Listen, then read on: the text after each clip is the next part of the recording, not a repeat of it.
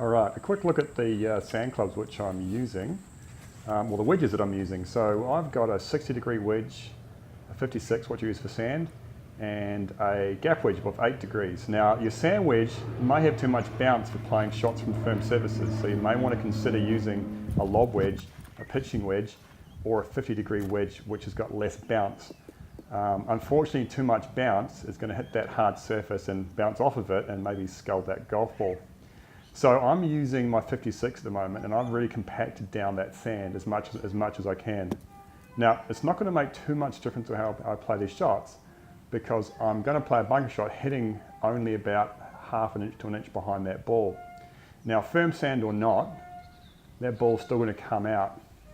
If the sand is really firm, unfortunately, it means that your margin for error has become smaller. So you're going to need to hit closer to that golf ball. And in fact, in some situations where you're hitting off like rock hard sand or rock hard dirt, you actually have to play it like a chip shot. If you do actually make contact behind the ball, the club simply bounces off the surface and you scull that ball. So look, I'm playing these shots off pretty compacted sand there. I'm playing it quite normally. So I've got the ball just in front of the center of my stance. I am hitting about an inch in behind the ball. And firm sand or no, that ball still pops out. All right, now just a bit of bonus material coming up. What I've also put on here is plug lies. So I've got some plug lies here. Now I've absolutely stood on these golf balls. Now what you'll notice I'm doing is I'm really picking up that club and dropping it down with a lot more energy, quite steeply, about an inch in behind that ball.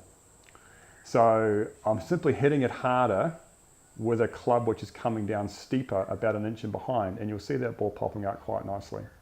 And here we have a side angle of that. So here's a normal lie, hitting an inch in behind it, ball pops out nicely. As the ball becomes deeper and deeper, I simply pick that club up slightly more, drop it down hard and behind the ball, about an inch in behind, and the ball still pops out nicely. So I don't really have to do anything extravagant here, just make it a little bit steeper and hit it a little bit harder, and out she pops.